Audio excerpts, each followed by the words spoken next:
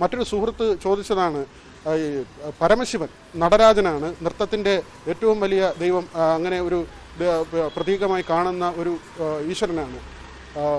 സാക്ഷാൽ പരമശിവൻ ഒരു വിദ്യാർത്ഥിയായി സത്യഭാമയ്ക്ക് മുന്നിൽ മത്സരാർത്ഥിയായി എത്തിയാൽ സത്യഭാമ പരമശിവനെയും തോൽപ്പിക്കും. കാരണം പരമശിവൻ നിറം കുറഞ്ഞ ആളാണ്. അപ്പോൾ സാക്ഷാൽ പരമശിവനെയും സത്യഭാമ ജഡ്ജാണെങ്കിൽ മാർക്കിട്ട് തോൽപ്പിക്കും എന്ന കാര്യം പറയുകയാണ്. അപ്പോൾ ആ നിലയ്ക്കാണ് സത്യഭാമയുടെ സമീപനം.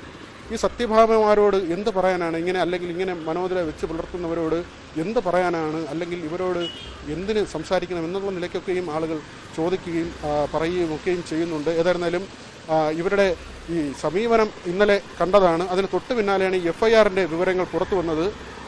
അത് നമുക്ക് അത്ഭുതമൊന്നും ഉണ്ടാക്കുന്ന കാര്യമല്ല എൽദോ. കാരണം നമ്മൾ കണ്ടു അവരെന്താണെന്നുള്ളത്.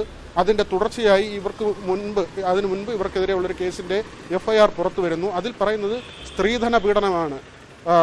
നൂറുകണക്കിന് വിദ്യാർത്ഥികളെ പഠിപ്പിച്ചു. വലിയ നൃത്താധ്യാപികയാണ് താൻ.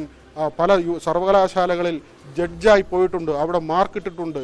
അവിടെ അവരുടെ കലാപരമായ ഔന്നത്യത്തെക്കുറിച്ച് അവർ അവകാശപ്പെടുന്ന കുറേ കാര്യങ്ങൾ. അതിന് തൊട്ടു പിന്നാലെയാണ് സ്ത്രീധനം ചോദിച്ച് മരുമകളെ അടിച്ചു എന്ന വിവരം പുറത്തു വരുന്നത്. അതാണ് സത്യഭാമ.